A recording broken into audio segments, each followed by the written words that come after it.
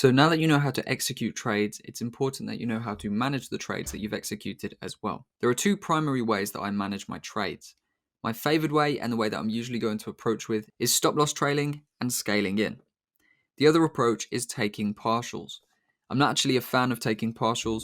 I know people like to take partials, and a lot of people do that. I also know that people say you can never go broke taking profits, but actually I do think it puts a barrier in your way when you're trying to succeed long term. The reason being, when you take partials, you are cutting down the amount of profit that you can get. So let's say you have two areas like this that you're targeting on a buy, right? So you're buying from down here, you get in your position at this level, stops there, and you actually take some partials after it runs to 1R, which is a standard thing for people to do. And then you take more partials when the market hits your first target. And then by the time it hits the second target, you're only holding around a quarter of the movement. What this means is you've actually halved your move at this level, or quartered your move, and then you take another half of what's left on when you hit that secondary level, which is going to be just here. So by the time you actually get to, past this point, you're only holding half a trade, which means you can only make half the profit that you would make if you held the full move. And by the time you pass this point, you're only holding a quarter or a very, very small portion of the overall move. And what that actually means is, regardless of the fact you've completed your take profit, you barely made anything on the movement. The other issue with partials is you obviously never partial a loss. So you can take a full loss or, a cut profit. And that's why I don't like partials and why I like to work around them with stop loss trailing. Stop loss trailing allows you to hold the full move all the way to the target. I'll show you what it looks like. So let's say we had the same example there. We have this area to target, and let's say we have this area to target. We're buying in down here at the lows. We buy at this level. Our stops are here. Rather than taking partials at 1R, what we can do is go to break even. When the market comes and forms a new higher low and then a new higher high, we can then move our stops to this point. And we can just continue to do that. So when the market makes a new higher low and then breaks to make a new higher high, we can actually put our stops under the most recent higher low. And this is the method that I like to use because it allows us to take the full movement up and actually, lock in as much profit as possible on the movement. Then when we hit the first target, I still will not take partials, but what I will do is look to more aggressively manage the stop. So say we get a movement like this, I will then follow it. Or if we get in very low time frame ones, I'll also follow those. Because what we want to do now is ensure that we get a lot of the profit that we have on the movement. So even small ones we then manage. And the idea is if the trade hits the full target, which a lot of the times it will, we get a full large movement. So let's say we had a 5R move. Rather than finishing with 2.5 to 3R, like a partial trader would because they're chopping off most of their profits on the way, we can actually secure 5% or 5.5% on a 5.5R move. If the trade turns against us, however, let's say we fail to break this high and we sell off and we hit this point, rather than taking the full 5.5R, we actually get closed out of the whole movement at say plus 2.5R, which is going to be around what a partial trader makes when they hit the full target. But the idea is we want to hold the full move for as long as we possibly can. We don't need to be unnecessarily chopping bits of the trade off. We can allow it to either win and hit the full target or reverse on us and hit a trailed stop loss to close out a full risk move deep in profit. So let's look at an example now on a 5.2R winner. This is a partial trader and this is the scaling trader, the trailing stop trader. So the partial trader is going to buy in at this level. And when the market moves up, hits target 1, they're going to take a small amount of profit. They could take 0.25%, which is going to be 1R. Then when the trade hits 2.5R, they can take 0.625% profit, which is another quarter of the move. Then when the trade hits 3.5R, they get another 0.875% profit. And when the market comes all the way to their target, they get 1.3%. So over a 5.2R move, they lock in 3%, and that's the total. Whereas the trader who opts for scale-ins, which is what we like to do, or what I like to do personally, is get triggered into the move. And then as the market moves up, no partials are taken, but the stops are trailed. And when we hit the target, rather than getting 3%, we get 5.2%. So you can see we get almost double the profit of the partial trader simply by sitting back and allowing our trade to run. Now you may be asking, but what about when the trade doesn't work your way? What about when instead of moving up towards the target, the market rolls over? Well, when this happens, the partial trader gets to lock in a small profit. So let's say we get the 1R run, 0.25% profit locked in. We get the second run to 2.5R. And then before actually getting to the final move there, we sell off and the trade is closed out at break even. So the partial trader has now taken 0.875% overall. Now the trailing trader, which is what we want to do, is going to get the same initial movement when they get the 2.5R tap they will then trail their stops under there. And then if the market is to reverse, they're going to get triggered out. Now, what happens when they get triggered out? They get triggered out at a 2R profit, a 1.97R profit on the full movement, okay? And that is going to be a 1.97% winner, which, as you can see, is a lot larger than the 0.875% that the partial trader is going to be taking when his trade reverses on him all the way to break even. Now, you could argue that the partial trader would have also moved his stop under there, in which case he would have been closed out 0.5% of the move, so half of the move he had left at the 1.97R, let's call it, and that is going to be another around 0.9%. But we still make more by doing this than we do by doing this. Even though partial seems like a no-brainer because you get to take profits on the way, it cuts down your overall profit factor, and it also leaves you with less even when the trade reverses on you. So in most occasions, the best thing to do is actually to just let your trade run and opt for this trailing system because you're going to get better results from it. So now that I've showed you the difference between partials and trailing systems, I'm going to show them in action. Sometimes we do use partials, don't get me wrong. And you might think I've been hating on partial taking, but we do take partials sometimes. It is an important thing in certain occasions when the market is acting in certain ways. So I'm going to show you an example, first of all, when we trail, which is most of the time. And then I'm going to show you an example where we partial take and where we actually cut the move down on the way. After that, I'm going to talk about scaling into positions, which is also a very valuable factor to know when you are looking to maximize the profits out of your trades. So here we're going to look at a basic trailing example. We are on GBP/JPY and price just traded into a weekly supply zone. We had here a higher high, a higher low, a higher high, higher low, higher high, and then we swept through and made a lower low. Now this may be indicated as a little bit of a smaller time frame trade because if you were going for a real high time frame trade, you'd probably want to see a break of this.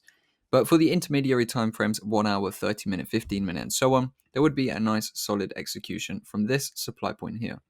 We have a break of structure. We then see momentum lacking, which shows us that the bears are entering the market. So what we can do here is place our entry on the midpoint. Obviously, I'm not saying don't use confirmation entries, but for these examples, I'm just showing the risk entry because we are really just focusing on the management side of it. But here we see the market then makes a run into the midpoint, and then we start our sell-off. So let's say for this trade, we were targeting, considerably lower prices. We are looking for a shift in the trend from a weekly supply zone. So let's look towards here just for now. This is going to be a very big trade at near 20R. And we see the market does sell off initially, gives us a nice rollover. And then we do get a break through the first structure point from our entry. So breaking through this first structure point, we can now go ahead and trail our stop loss to the previous high. So note what we said. We said we want to see a lower low form and then a lower high. So we've seen a lower low form now. And remember what we said, we want to see lower lows, then lower highs, and then lower lows. So if we get moved like this, we would then want to see this. And when we break that low, we can go ahead and trail the stop into profit. Because we formed a lower low, we can actually move our stop into break-even point. We could actually even move it to here, being logical about it, because this is obviously the area that then broke the structure. So by this point, your stop would either be at this level or at this level. And if we get a pullback and then a breakdown through that next low, we would then go ahead and shift our stops to the next level down. So here we've seen a big breakdown. We could actually then go ahead and move the stops to just above this level here or just above this level here. And then we can continue moving the trade down. And after that, we've actually seen then a push to the upside, which has taken out our trade at this level. Looking at this setup overall then, we have got a trade which has just closed out at 1 to 3. So thanks to our stop trailing system, we have now been closed out of this trade at 3R. But what we can do is continue running down. We saw the price did not come and fill all of that imbalance that we wanted to see. So we can continue on our way to our target. We have a 3R trade secured. And now what we can do is look for new reasons to enter. And if we get them, we can simply get back in. So we see here the market selling off. Well, we had this initial little break of structure, pushing us potentially down into a downtrend. If we could see a stronger sell-off, that would be good. We can see here, we just had quite a strong sell-off, which did indeed form a lower low on the higher time frame here. So what we could now do is look towards this area, which is the supply zone that broke structure, get our trade in there. Obviously, confirmation trades are also valid and also worthy. Stops above the zone, and we can then target down into that area that we want to trade into. So now we would approach the same way, and if the trade gets triggered in, we would simply ride it down and trail the stops as the trade tells us to. So here we are, we've been triggered into this movement. Now we can actually follow this low time frame structure. We see here, that's the next structure point. If we break that, we'll go break even. There we go. So now we can take the trade break even. And this is a good example of where we actually may take partials. When a trade is extremely impulsive, that is when we take partials. If we are getting a very strong market that's pushing down in one way and we cannot actually manage the stops very logically, then one of the best things we can do is actually take some of the movement off. And then that way, if it completes, we get a nice profit. But if it doesn't and it reverses quickly back on us, we've still locked something in. So you saw when we were moving down there, we had the slow sideways action where we could actually trail behind. So let's say we sell and we get movement like this. What this means we can do is actually trail the stop here, and then, if we get pullbacks again, we can then continue trailing the stop. And that is the ideal trading scenario, but that's not always going to be what we get. Sometimes we get triggered in, and then we get a very fast slam down like that. So we can go break even, but then where do we actually trail our stop? Now, we could just trail it randomly somewhere in there, but we may very well get a movement like this. So what we can actually do in the very impulsive instances, rather than trail the stops, we can just say, okay, let's say our target's here. We can take some profits here, and then we can let it do its thing. It may pull back, may stop us out, but it may also come back down and fulfill the target. So that's the second way that we approach trades, and not the most desirable way to approach trades, but definitely an effective way. If we have these slow impulses down, as shown, we can definitely trail behind that, and that's going to be what we like. But if instead we just get a very fast impulse down, we can go break even, take some partials on the way, and then let it run. If it turns back on us, we took the partials. Yes, we get a small profit, not a massive profit, but it allows us to hold the rest of the movement down if the trade does work out how we want it to. So let's have a look then in an example like this. We may want to take some partials now. Obviously, sometimes we can judge the low time frame price action. If we begin to see momentum die out like this, we could begin taking some partials. So let's say we take half of the move, and that is going to be a 4.2% profit. Well, 4.2R profit, which is going to be a 2.1% move. And from here, we can then just hold it break even and then let the trade do its thing. Could it turn out? Could it stop out? It doesn't matter because we will secure profits either way. So there we go. It looks like the target is going to be achieved in this instance. And as you can see, it was achieved for 7R. That is a 2.1% plus a 3.5%, and that is going to be a 5.6% profit on a 7R move. So as you can see, we don't miss out on a lot of the profits there. We actually do still get a very nice profit, even when the markets are very impulsive. So those are the two ways that I manage trades. Trailing is the most effective for me. It brings me the largest profits overall because it means that regardless of whether the market fulfills the target or not, I still get to take a full risk position. But partial taking should only happen when the market is very impulsive.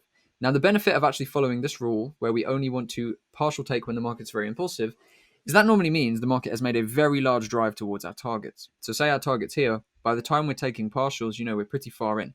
So just like this GJ one we just looked at, where we ended up taking partials here, we're already around 4.2R out of a 7R move. So we're pretty much already there. Okay, we're 2/3 of the way there, and we take some of the path, and we take some of the profits, and then we see how the rest plays out.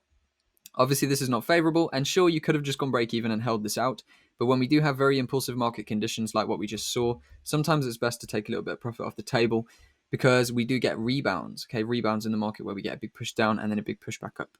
So that is the stop loss trailing process.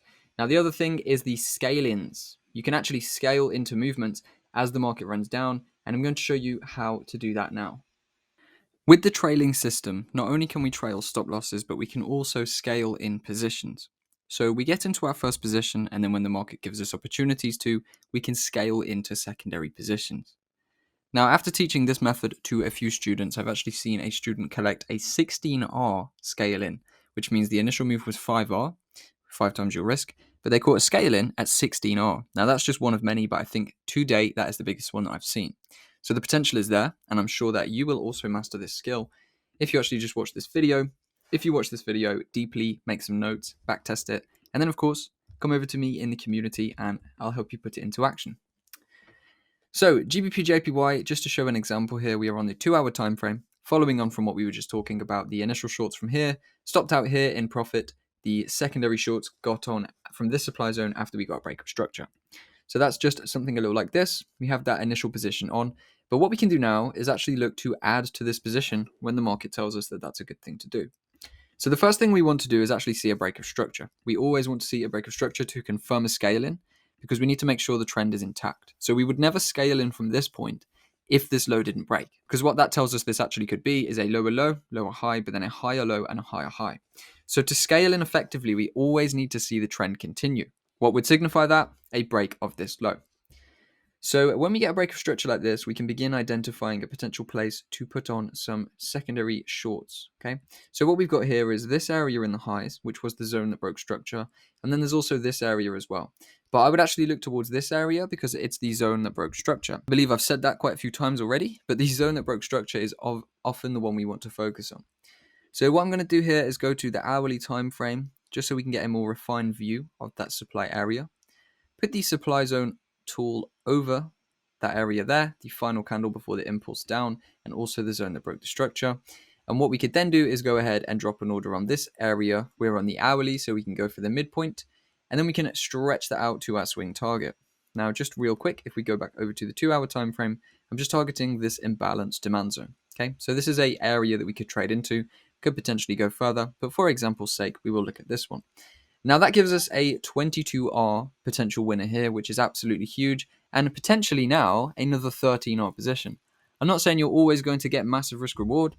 Trading isn't always like that. Sometimes your scale in could just be another, 5R on top of what you've got. Your initial position maybe 4R, 5R, 6R, 7R. But this is just an example, obviously best case scenario. And these trades are possible. I've taken some monster trades myself. Biggest trade I ever took was a 42R trade on gold. That's all on my Instagram if you want to check that out. And I've taken multiple trades of 10, 15R plus. There's also students who have obviously taken very high risk reward trades, like that one I just spoke about. And not too long ago, before filming this, someone caught a 1 to 12 over in the group very, very quickly in a matter of minutes. The possibility is there, but this is obviously best case. And this is high time frame trading. You may not actually get 22R out of a intraday trade, so to speak, because we don't have as much market movement. This is obviously going to take a lot of patience. I'm talking a straight week, which is obviously not a trading week. That's 7 days. So that's obviously not including weekends. So you'll be holding this for 7 trading days to get this profit if you did take this movement. But this is how we actually scale into it. So we use that refined 1 hour supply zone. We've dropped a new order on there. What we can also do now is look at trailing the stops. So we spoke about stop trailing, right? We've got our entry in now. We've formed a new lower low. So we can move our stop to over the previous lower high. Now what we can do there is line that up with the new trade. When we are scaling in, we never want to add risk to a position. What I mean by this is we need to make sure we are at least 1R into profit before we start scaling, which obviously we will be if we are waiting for structure breaks like this. Because that way, if we get stopped out and we lose 1R here, we are making, for example, on this position, we will be making 3R here or 2.7R, which means that if we lose on this position and we get stopped out, that shows us that the trend is broken here, but that gets us out with a total profit of 2.7R minus 1R, so 1.7R. So even in a losing scenario, we get 1.7% out of this move. Now, when you look at the fact that this move is currently running 10%, it doesn't seem so exciting. But if you repeat this over and over again and actually get into the systematic mindset of repeating the processes, overall, you're going to see some extremely big winners. For example, rather than a 22R win, which is already mind-blowing, you could potentially get, a 40R or a 35 here with another 13 dropped on. So leaving GBP JPY then to get triggered in, we see we get a little tap in there, and then a big sell-off to the downside. And what we can then do is take the profits on this movement and also the profits on this movement. Now, another example of this would have been earlier on when we got the initial entry and we were in from, for example, this area here. And we were running in some nice profits, okay? And then from this point, we actually saw a breakdown here and a supply area form and then another sell-off. So a good area for a scale in, for example, would have been somewhere in this area. I'm not going to scale in, I'm just giving you the overall idea, with an entry there and a stop there above the high, okay, above this previous high. As you can see, this trade would have been a losing one. So we would have lost 1% here. And on the flip side, we would have actually gained 1.64% on this move. So while we lose 1R, we win 1.64R, and that's going to bring us out above break even at around 0.65% profit. So that's what happened when a scale-in does not work, but when a scale-in does work, and you can pull a huge, huge move out of it like we just saw here, that is when they become very valuable. So to recap then, there are 2 different ways to manage trades with stop losses. We are either looking at the stop trailing system, where we enter a trade and then we trail our stop losses under the higher lows as the market moves, or in a selling opportunity, we scale out stops. Or in a selling opportunity, we trail our stops over the lower highs. The other option that we have is the partial taking. We opt to not partial take as much as we can, but sometimes when we get a fast impulsive move like this, it's going to be difficult to actually trail our stops, so we may opt to take some profits there. And then if the market comes up and fulfills our target, cool. If not, it's going to break us out at break even, and we're just going to have got, half the position at the majority of the profits up there. So that is the less favorable way to trade, but that is how we manage the very impulsive movements that don't give us much of a pullback. And then the scaling system can be used in conjunction with the trailing system. So like that GJ example that we just showed, let's say we have our initial entry in here. The market comes up, forms a lower high and a lower low. So we get that break of structure to continue the trend.